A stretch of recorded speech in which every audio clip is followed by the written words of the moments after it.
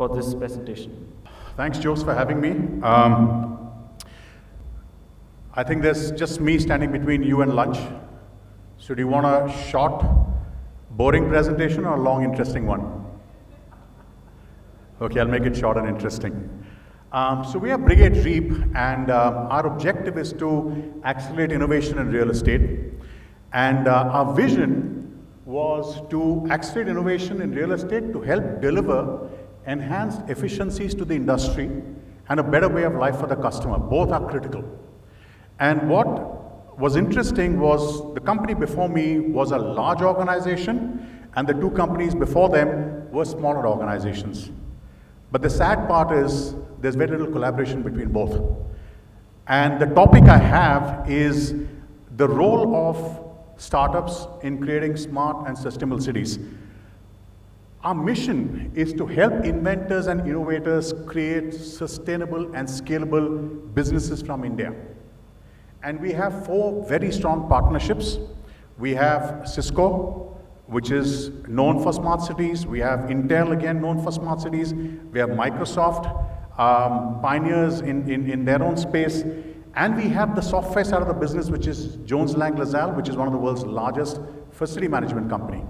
So when startups come to us, they look for POCs with large companies. And Brigade is the company that envelops all these 4 partners into helping these startups validate POC, validate their product, validate their pricing strategy, and then take them to the market. Jose, with your permission, the topic was the role of startups in helping build sustainable, scalable cities. I have changed that to the importance of startups. And I'm going to explain why this is important. Pranita, you're laughing, but you would have gone through hell to get 2 projects. And let me tell you, Shapurji, if you open your doors and your eyes and your minds to startups, your growth will be accelerated because they have things that you don't have and you can never get. And let me tell you the problem. Large companies do not want to risk startup uncertainties.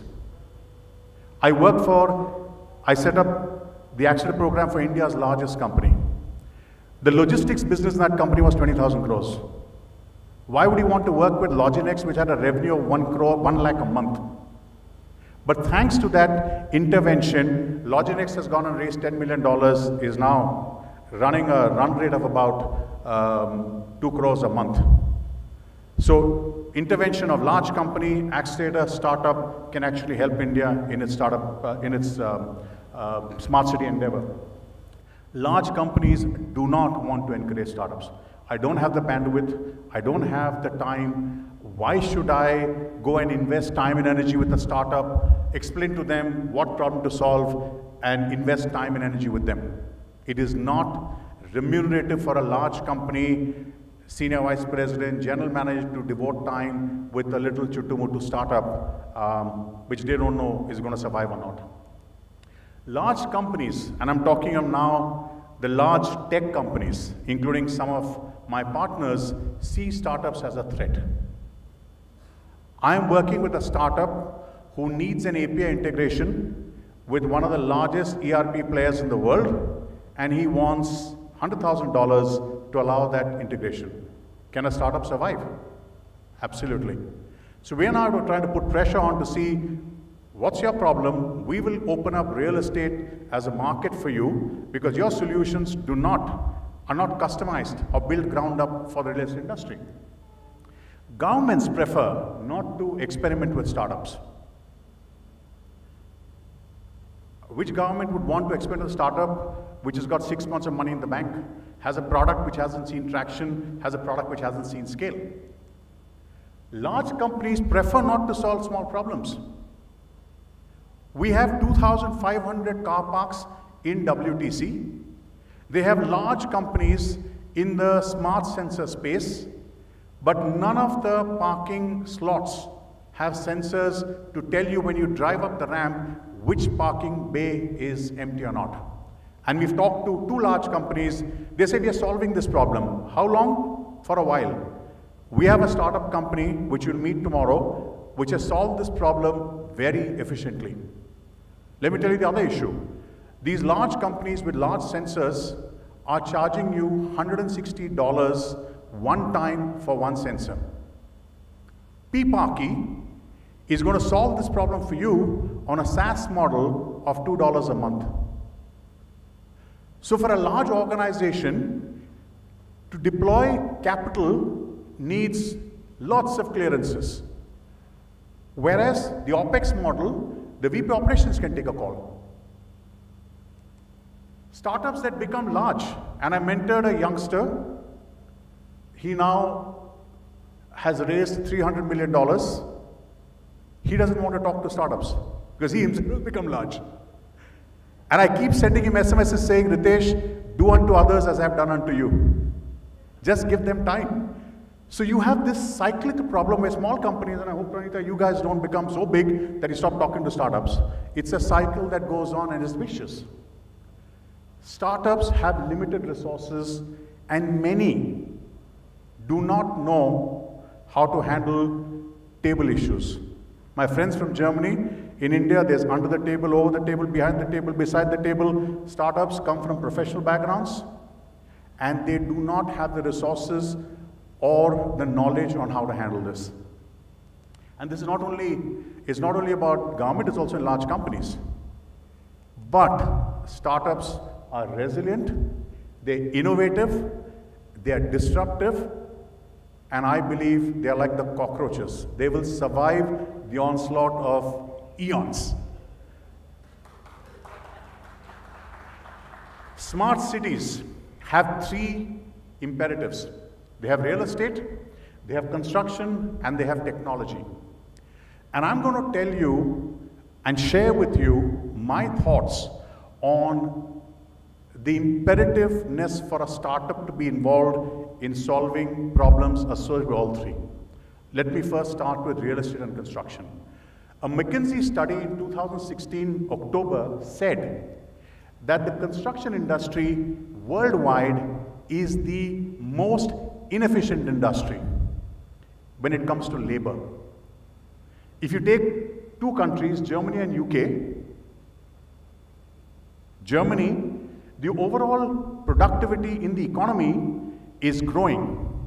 UK, same story. But when it comes to productivity in construction, it's going down. And this is seriously impacting businesses because labor costs in developed countries are very, very high. When a startup goes to a company here, they say, look, we don't want efficiency in labor because labor is cheap. China had the same issue, but labor costs have now gone through the roof, and therefore our country stands on the threshold of becoming a very cost-effective nation. If you look at digitization, and there are several verticals, construction is the least digitized industry in the world. I thought the first slide was about India, second slide about India, but this is global. And the third, specific to India, is that Indian companies invest less than 1%, actually it's 0.92% of their total turnover in technology. Do you see the problem? Least amount of digitization, high labor inefficiencies, the least amount of investment in technology in India. This is specific to India. The threshold is 3.3, the average. So when Mr. Jayashankar, chairman of Brigade, and Nirupa, who's the director of REAP stands for Real Estate Accelerator Program, decided to start an accelerator program, they got validated by this report of McKinsey which came out in November last year. We've onboarded 12 companies, graduated 12, some of them are scaling up beautifully, some of them raise money.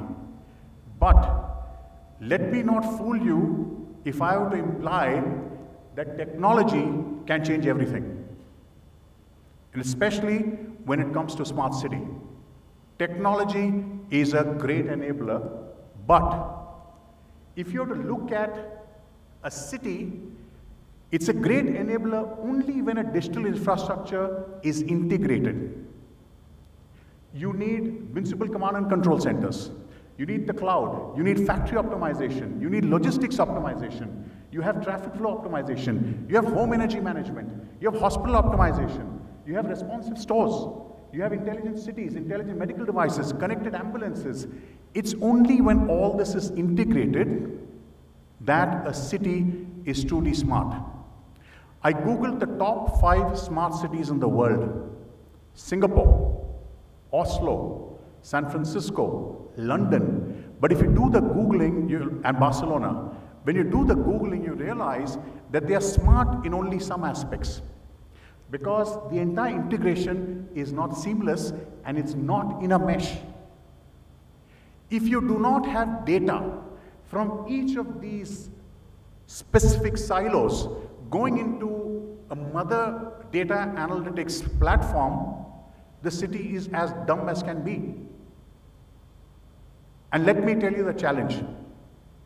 Take one building. I'm taking just one building. Do you know how many sensors there are in a so-called smart building? You have cameras, you have indoor air quality index monitors, you have air handling unit controllers, air filters, cooling fans, exhaust fans, smoke detectors, intrusion detectors, biometrics, card detectors, access management control, rack and server, parking, thermostats. This is one building. Can you name any one company globally that can manage all this? Or do they even care? Because these are small problems which cannot be billion-dollar revenue generators in the next 5 years.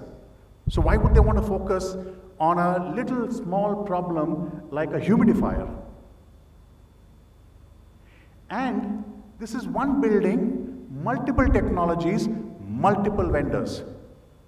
I'm not going to take any names, but if you get a company who's present here and say, listen, I want you to make my building smart, the first thing he will do is tell you, sorry, we'll have to replace all the sensors with my sensors. Now, a company has invested millions of dollars in making this building smart 10 years back. Now here comes this global multi-billion-dollar organization which says, listen, we'll make you smarter, but throw out all your junk. We will bring in new technology. Now God forbid that company goes under, because today multi-billion-dollar companies are going under. So a startup is the only cockroach in the universe which can come and do retrofit. A large company won't do it. We are talking to a company which is in the IoT space, safety and security. There's a 110-acre property that has been smartened by a company. That company is packed up and gone. Now they've talked to other global companies who've come and given them bills of $12 million, $20 million. This startup that you'll meet tomorrow has given them a quote of $500,000 because they said, we will do retrofit. You think a large company is going to do all this? Parking, huge issue. Globally, we have a company which you'll meet tomorrow, which is now giving you this solution for $2 a month. Because, not because they want to, they don't have a choice. Because when they go and say, listen, I have the same solution for $120, you're paying $160, the company says, look, 100 sensors, $120 is $12,000, don't want to take a risk, you may die tomorrow. My question is that big companies, you may die tomorrow if you're not efficient. So now the startup has gone and said, don't go get OpEx clearance, you give us $2 a month, SaaS model, 6 months money in advance. So we bought the BOM cost of the product down to $20. The startup is taking a risk of $8 and everybody's happy. The good thing is, because it's on a SaaS model, the data now belongs to the startup. Imagine what the startup can do with that data across 100,000 buildings across India. Lighting. We want to convert this lighting into smart street lights. To replace one pole from a large multinational billion-plus dollar corporation, each pole is costing $3,000. The startup is coming and saying, I will do this for $40. Company said, can't take a risk, you may die tomorrow. So the guy said, don't worry, we'll take $4 a month. So for a large company, the risk of $4 a month vis-a-vis $40 a month is seemingly nil, plus the decision can be taken by the head of ops.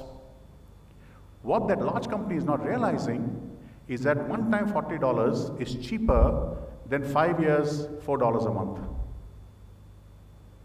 And that's because of the reasons I shared with you in the past, where large companies do not want to take risks. Why so many garbage trucks?